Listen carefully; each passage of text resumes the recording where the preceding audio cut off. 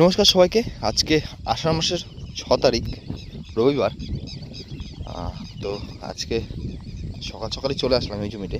আর এই দেখতে পাচ্ছ আমাদের এই পাশটা কিন্তু মাদার লাগানো আছে। আর এই যে এইটুক জায়গা যেহেতু ফাঁকা রেখেছি, এটারও বিস্তারিত তোমাদের পরে বলে দেবো যে কিসের জন্য ফাঁকা রেখেছি।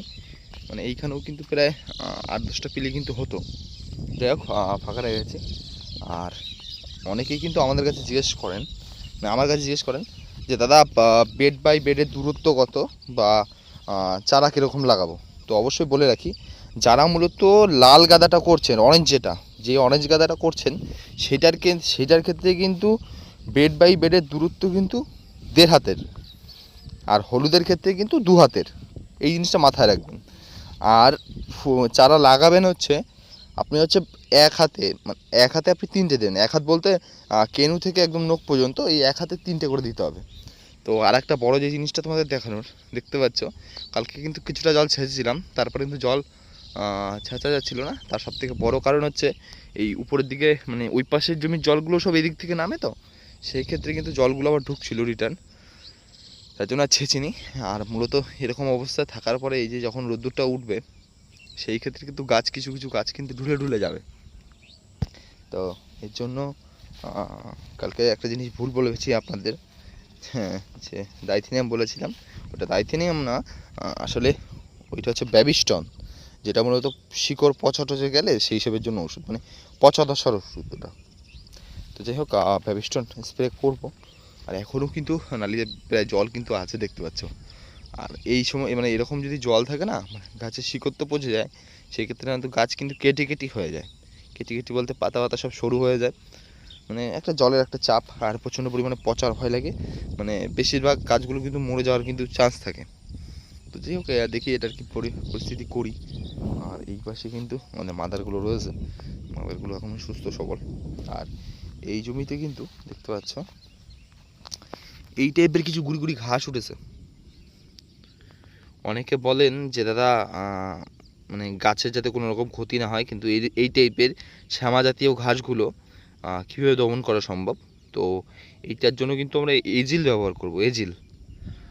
এজিল এটা লিকুইডও পাওয়া যায়, এবং কি পাউচ মানে পাউডার টাইপের পাওয়া যায়। পাউডারগুলো পাউচ করা থাকে, আর লিকুইড টাইপেরও কিন্তু পাওয়া যায়। দেখতে পাচ্ছ এই সমস্ত গাছগুলো ভালো করে দেখো। তো এইটা দেখি আজকে না হলে কিন্তু কালকে দিয়ে দেবো, সেইটাও তোমাদের দেখিয়ে দেবো। আর যদি তোমাদের যদি কোনো রকম সমস্যা থাকে, কোনো কিছু জানার থাকে, আমি জানি অনেকে অনেক রকম কমেন্ট করেছো, কেউ পোকামাকড়ের বিষয়টা নিয়ে, কেউ লেদা পোকাটা নিয়ে। তো যাই হোক, এগুলো রিপ্লাই আমি অবশ্যই দিয়ে দেবো কালকের মধ্যে। মানে কালকে তোমাদের মানে এই বর্ষায় কিভাবে মানে লেদা পোকা দমন করার 3টে ওষুধ দিয়ে দেবো। এই 3টে ওষুধের মধ্যে যে কোনো একটা ব্যবহার করলে অবশ্যই মানে ভালো রেজাল্ট পাওয়া যাবে লেদা পোকার জন্য। তো যাই হোক, এখন ওই মাঠে যাবো। আর ওই মাঠে কিন্তু আমরা আরেকটা চারা রোপণ করেছি। সেটা মূলত যারা দেখেছো তারা ওই আমাদের যে 7 কাঠা জমি ছিল, যেটায় আমরা ধান লাগিয়েছিলাম, সেই জন্যই কিন্তু মোটামুটি মানে ওইটা হচ্ছে ফুলের জন্য কিন্তু লাগিয়েছি।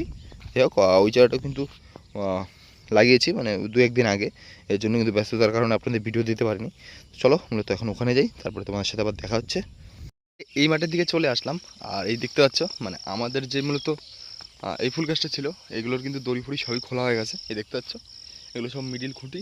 আর ওই পাশেও কিন্তু মানে দড়ি টড়ি সব খোলা হয়ে গেছে, শুধু গাছগুলো ভাঙতে হবে আর মিডিলের খুঁটিগুলো কিন্তু তুলতে হবে। এমনি আদার্স কিন্তু যে সাইডের তারফারগুলো ছিল সেগুলো কিন্তু সবই করা হয়েছে।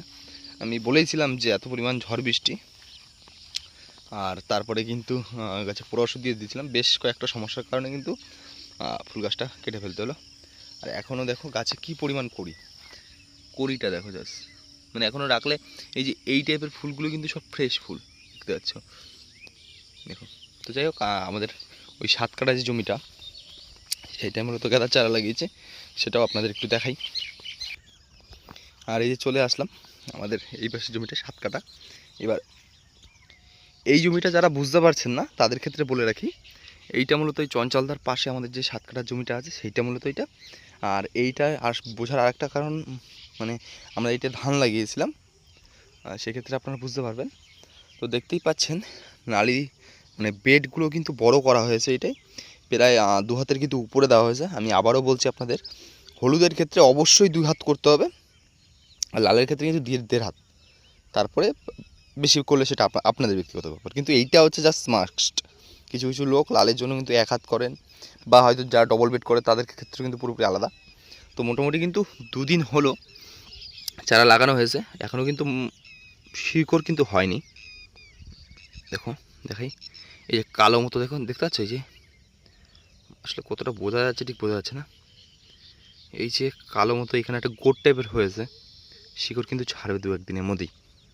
তো যাই হোক, যেহেতু এখন সকালবেলা ভোর 5টা বাজে, সেহেতু চারার কিন্তু খুব সুন্দর দেখাচ্ছে, মানে সতেজ দেখাচ্ছে। তো এই সতেজ দেখানোর আর একটা কারণ হচ্ছে, সতেজ দেখালে কিন্তু মানে বোঝা যায় যে এই চারাগুলো কিন্তু কাটবে না, সম্ভবত থেকে যাবে। আর এই জমিটায় কিন্তু জল দাঁড়ানোর কোনো রকম ব্যবস্থা কিন্তু নেই, মানে বৃষ্টি হলেই কিন্তু জল কিন্তু সব মানে খুব দ্রুত বেরিয়ে যায়। মানে এই জমির তুলনায় পরের জমির প্রায় 1 হাত ডিফারেন্স, এতটুকু। আর এই পাশে এই কলাবাগান, ওই পাশে বিল, আপনাদের আগেও বলেছি। তো এই তো মূলত দেখানো ছিল, এই কাজগুলোর জন্য কিন্তু প্রচণ্ড পরিমাণে ব্যস্ত ছিলাম। তো যাই হোক, কন্টিনিউয়াসলি ভিডিও পাবেন, সমস্যা নেই। আর অবশ্যই কমেন্ট করবেন, যার যেটুকু সমস্যা। 2-1টা কমেন্ট আছে যেগুলো রিপ্লাই দিতে হবে আমার, তো সেগুলো খুব দ্রুত দিয়ে দেবো আমি। তো চলো, দেখা হচ্ছে নতুন কোনো ভিডিওতে, ততক্ষণের জন্য ভালো থাকবেন, সুস্থ থাকবেন।